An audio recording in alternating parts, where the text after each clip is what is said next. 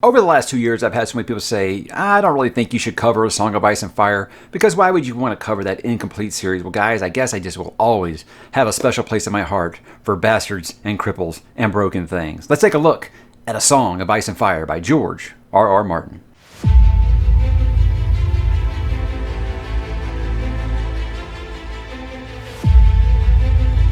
History is a wheel, for the nature of man is fundamentally unchanging. What has happened before will perforce happen again. And old stories are like old friends. You have to visit them from time to time. A reader lives 1,000 lives before he dies, but the man who never reads lives only one. I have my mind, and a mind needs books as a sword needs a whetstone if it is to keep its edge. And once you've accepted your flaws, no one can use them against you.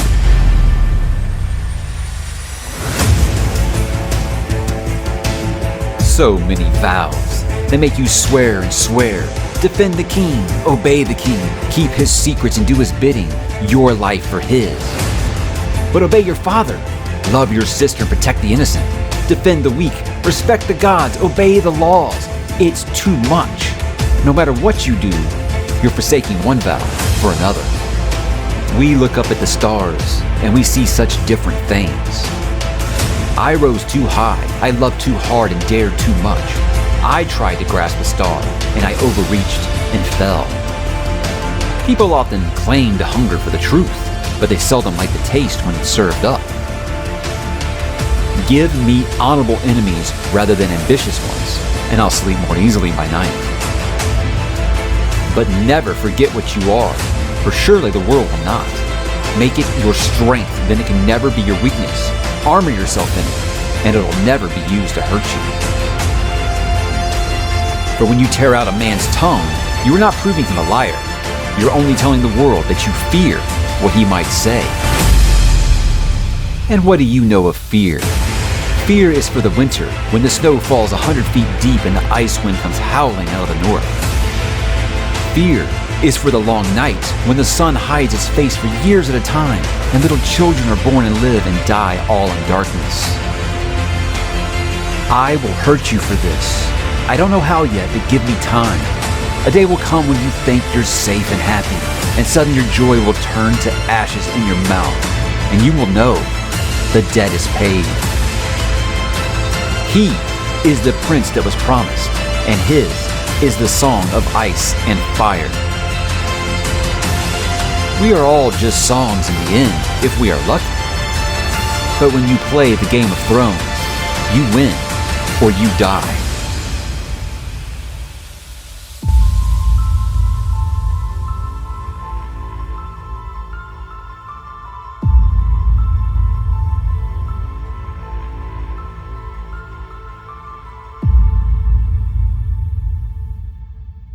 Hey, what's up, bookworms and Baratheons and bastards and all those other clever names? Mike back today to talk a little Song of Ice and Fire. Now, I did do a flash poll on this recently, guys, and you guys picked the winner of the next series that I was going to do a Why You Should Read on, and of course, it was this one. Now, look, guys, this series first started in 1996 with a little book called A Game of Thrones. Now, at this point, guys, I want to say I wanted to get back to talking about books. Now, what I mean by that is, when I first started this channel, I was very interested in doing some Song of Ice and Fire content, and I did not because, around that time was right when a certain adaptation ended, and everyone was super nuclear on their opinions of a Song of Ice and Fire. So if I even talked about the books within 2 comments, it was talking about the adaptation. So I wanted to give it some time, let those wounds heal. Not that I think those wounds have healed, but maybe now I can get people a little further embedded into this is going to be about the books, and only the books, by George R.R. Martin. Now look, I had never read anything quite this dark when I first discovered this series in the year 2000. Yes, the lead up to A Storm of Swords was about to happen, and my roommate at the time was very interested in the series. He had very good things to say about it. And he had very good things to say about Wheel of Time. So all I really had read fantasy-wise at that point was Lord of the Rings. And instead of reading it for about the 15th time, not really that many, but it was a lot, he said, well, why don't you try one of these other series? So I tried Wheel of Time, and I've talked about that in my Why I Decided to Read Wheel of Time video, why I didn't get that far into it. And I said, it's just not quite that. I just kind of felt like a poor man's Lord of the Rings. I want something different. He said, why don't you check out A Game of Thrones? I'm like, well, what's it about? And he got as far as saying, oh, it has these great houses like in Dune. And I said, oh, okay, let me give it a shot. And guys, yes, long story short, I fell in love with it. So, very easy reading those first 3. It's sad to realize I've only had 2 since then, but these are things that are going to come up. But guys, how do I feel about this series? We're going to get into it, but I'm going to begin with what is the series about. Now, nearly 3 centuries before the events of the first novel, the 7 kingdoms of Westeros were united under the Targaryen dynasty for nearly 300 years. They established a military supremacy through their control of dragons, and their dynasty eventually ended with a rebellion led by Lord Robert Baratheon, in which Aerys, the Mad King Targaryen, was killed and Robert proclaimed king of the 7 kingdoms. Now 15 years have passed since Robert's rebellion, and Lord Eddard Ned Stark, Robert's closest friend and chief advisor, discovers a treasonous plot to usurp the Iron Throne. Meanwhile, across the Narrow Sea, Daenerys Targaryen, daughter of Aerys II, is married off by her elder brother Viserys to a powerful warlord. But slowly, she becomes an independent, intelligent ruler in her own right, and her rise to power is aided by the historic birth of 3 dragons, hatched from eggs given to her as wedding gifts. The 3 dragons soon become not only a symbol of her bloodline, but also a devastating weapon of war, which helps her in her quest to take back the Iron Throne and restore glory to House Targaryen. And guys, that's kind of the lead up to A Game of Thrones. Now, obviously, the rest of the series goes very, very deep, but I don't like to get too far past it because this will be spoiler-free, guys, for people. Why you should read is obviously trying to get people who have not read it to read it. So no, there will be no spoilers, but let's get into what makes it good or bad. Now, the first thing with this, like I said, this was my very first experience with dark fantasy. I had never read anything heavier than Lord of the Rings, so this was very, very much a wake-up call to me. And this had this very cruel and unforgiving world in which no character was safe. And I had heard things like that before, oh, no character's safe, you know, and then they always end up getting out of it. So at the time, all I had read really was tradition. I mean, guys, I think that I'd read like Shannara and Lord of the Rings. I really hadn't read a ton, you know. So it was before Dark Tower and things like that. I didn't know anything in fantasy could be quite so brutal. So this was really a wake-up call. I talked recently about the first law, about how that might be tough for some people. The kind of the same rules apply here. People don't like to call this series grimdark, but it has a lot of those grimdark elements in that the characters are very morally gray, and that the world is cruel and unforgiving. And times things can feel hopeless. But there is a little more hope in this world, I think, than in Joe Abercrombie's world. But I'm getting off task here. But what I say about morally gray characters, now look, some characters, well, they're better people than others. But even the characters that in traditional fantasy would be the good guys, even they do some things that are like, wow, you know, like this, the character is supposed to be like the biggest, most honorable guy on the planet, you know, and he's got bastard children, you know. So everyone in here has like a little bit of a flaw, and I think that makes it seem more realistic. And I think that that's why most people who aren't into fantasy really got into this series because of its realism. You know, these characters felt very real. No one was perfect. There was no any of the time where you'd be like, okay, that character is doing like the most good guy thing that even the most goody-goody would not like. You know, it's like it's one of those things where it's just like it was so realistic because these were real people. This felt like decisions that real people would make. A term that gets thrown around a lot now is it subverts expectations. This is back before that term was insulting, really. It was before you would insult your audience. It's where you would try to be different, zig instead of zag, just to get a reaction. This had so many things where like, okay, I've read fantasy before, this is going to happen, then it doesn't. This is going to happen, oh, they're all going to get out of okay, and then they don't, you know. So I think it really kind of surprised people in that regard. But yeah, these characters, they make grave mistakes, especially the ones that have any shred of honor. They will do stuff that is a fatal flaw. And it usually ends in one of them meeting the pointy end of something very, very sharp. But yeah, damaged characters, like I said, cripples and bastards, and there's even like disgraced former nobles.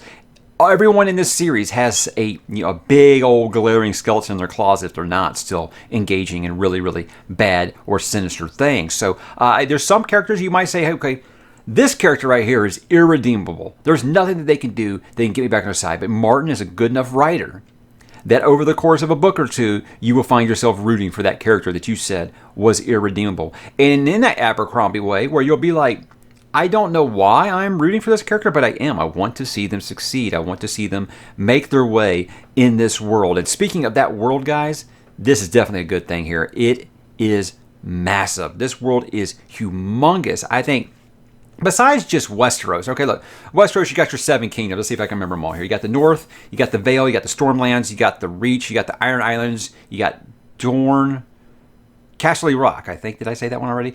So you got your 7 kingdoms already, so you're like, okay, wow, this is really, really big. And each one of those kingdoms feels very different. None of them ever just feel like a lot of traditional fantasy can be like, okay, this one feels just like this one, but this one just feels just like this one. I can't really differentiate them. They're all given something to differentiate them, and it's done explicitly well and almost painstakingly at times where you're learning about these customs and culture of these people, and it always really helps out. But it's more than just the 7 kingdoms. Across the narrow sea, we got Essos, and that is the free city, Slaver's Bay, Korth, Ashai, places like that, etc., etc. So this world is humongous. So you not only get to do a bunch of new lands, you got really awesome maps, That's something I would always consider good, is you got to have a really good map. And of course, I think the popularity of this series, just about everybody knows that map, on site now. But the maps are great, and it helps you really see where these characters are going. You can kind of just follow them in the different bands when they're going to different places in here. But so many different cultures and religions, like I said, and the religions, guys, there's so much.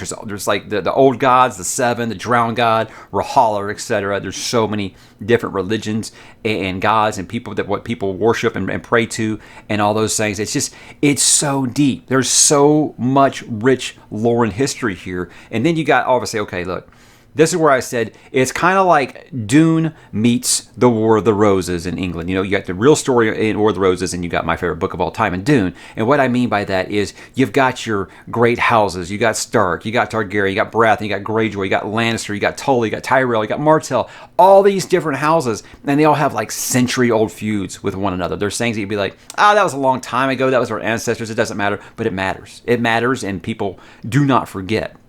And stuff that's like, hey, you know what? I wasn't even alive when that happened, but you know what? It shamed my family name, so I'm going to do this to get back on top. So very much in that Dune way, your Atreides versus your Harkonnen, you have those kind of things going on in this, and it's really, really, really well done. And that's why I say, guys, that if you are a fan of Wheel of Time, if you're a fan of Dune, there's no way you're not going to like this series. So that always is going to be something that goes in real big. But I talk about the lore here. I think that the lore and the backstory, the history, like we're talking thousands of years.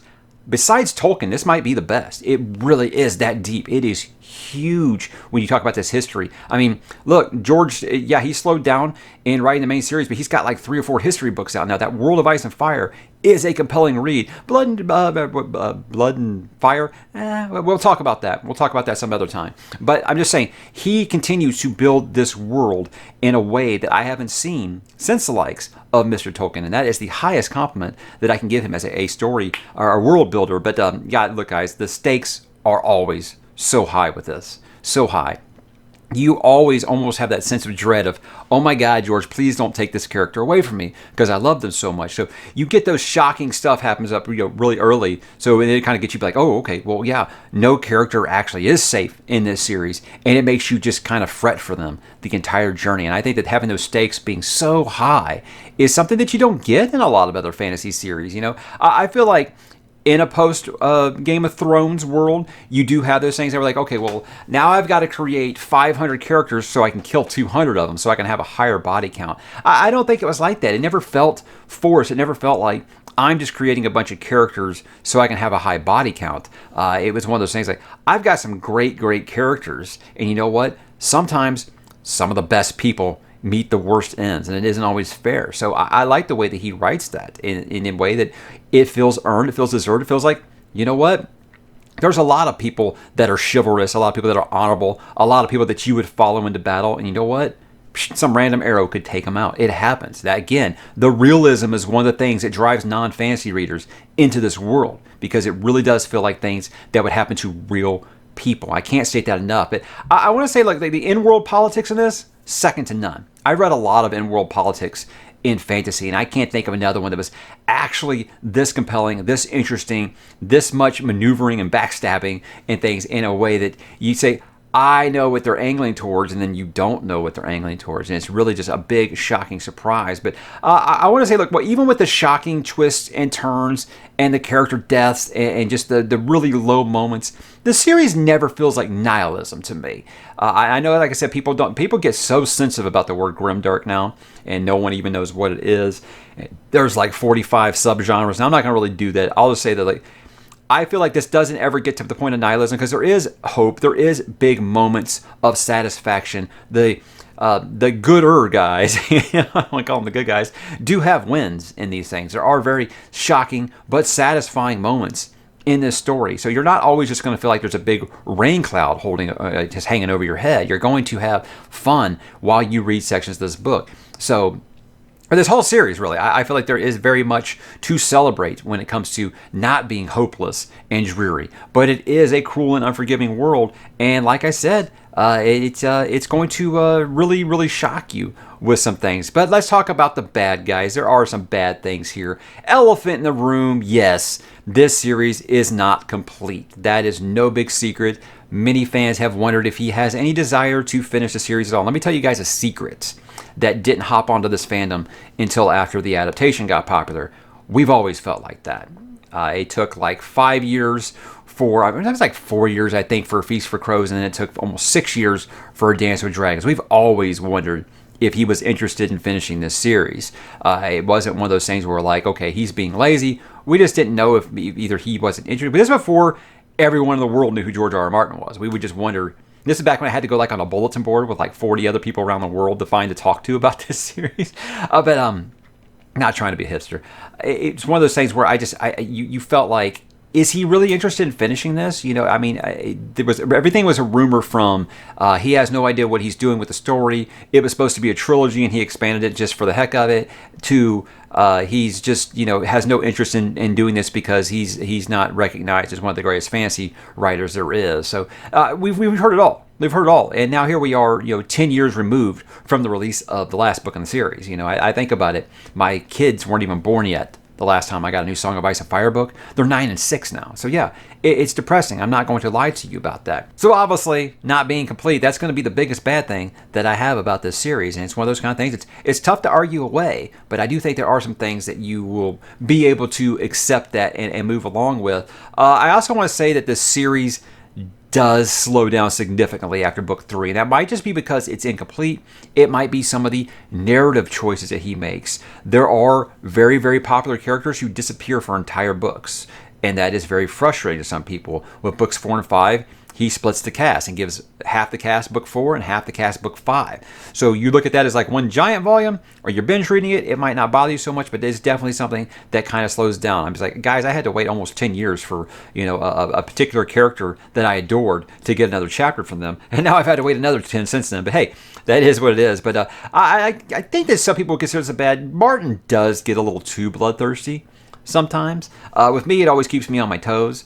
But it might get to the point where you get almost desensitized to some of the character deaths. I think that might be a legit argument, a complaint that I really can't say you're wrong about for sure. So I definitely going to put it here under the bad. But the big one here, and I kind of said this when I talked about John Gwynn's series, The Faithful and the Fallen, in that it might not be approachable for first-time fantasy readers that have never read anything this big. And what I mean by that is there are thousands of characters, and there are hundreds of towns and cities and places and locations and names and regions and things like that. There is a lot to remember here. And he doesn't hold your hand like a lot of other series will be like, hey, every new book I'm going to give you a refresher on what some of these things are. He doesn't do that. He just accepts, hey, this is this, and I'm not going to hold your hand. So I would say make notes, write down the city names, write down, who rules what and things like that, just until you get the hang of it. Very much like I said with Faithful and the Fallen. Once you get the hang of it, you'll be fine. But I think if you're like a new time reader and the biggest cast in a book you've ever read is like 5 characters, this is going to shock you. It's going to be like, wow. Now, if you've read Wheel of Time, I think you'll be fine. If you've read Malazan, you'll definitely be fine. But if you are a first-time fantasy reader, I don't know if I would start here because it is very, very large. Now, let's get into, guys, why I think that you should read this here. That's obviously why you're here. Look, this is one of the greatest fantasy stories ever written. Even with Incomplete, it is one of the best fantasy stories ever written. It is that good. And the thing is you know how I said, like, when I did my top 10 fantasy things, I said, like, Dark Tower, I didn't like the way that the last 2 books went, but the first 5 were so strong, it made it a top 5 fantasy series all time. This is a top 3 fantasy series for me all time, just based off of these 5 books that we've got. So to me, I think completing the journey, obviously, is something, sure, I would love to have that. I don't think it's necessary for you to say, I'm not going to read that until it's complete. I understand it. I definitely understand it.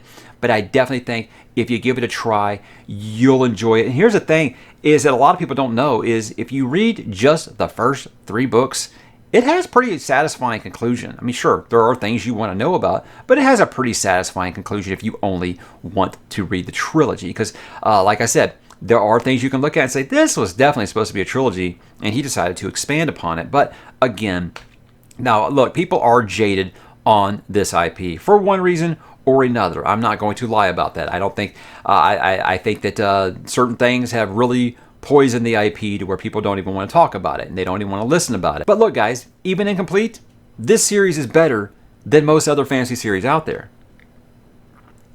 That's just how strong what we do have is there. But look, guys, this has incredible world building, complex and multi-layered characters that always feel like they're in danger, twists and turns that will shock and amaze you, backstabbing, cutthroat politics, and just some emotional resonance that will absolutely gut you one way or the other. Just devastating moments, but extremely satisfying arcs that will make you, shout out loud, pumping your fist, because they're just really going to hit you emotionally. Now, look, all I can tell you guys really is forget what you've heard. Forget what you've heard. Check it out. And I'm pretty sure you're going to enjoy yourself. In fact, yeah, I'm not going to lie. You might be like me where you're like, well, damn, I wish I had some more. Because look, it's very much a journey worth taking. But it's a journey that's very much still in process. So let me move on to my final thoughts here, because there are some things I want to talk about that, yes, I have grown jaded on this series over time. When the show passed the books, I got very, very much to the point where I was like, okay, well, it's never going to happen. I started to accept that. And yeah, it's made it where I haven't wanted to talk about it. That combined with this, like I said, the nuclear opinions on the tube, where you can't talk about the books without someone shouting in your face about the show.